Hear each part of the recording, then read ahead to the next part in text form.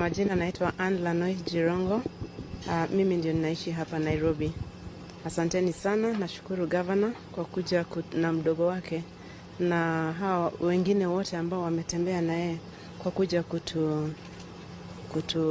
kuomboleza na sisi. Asante sana. Hamjamboni nyote. Our governor,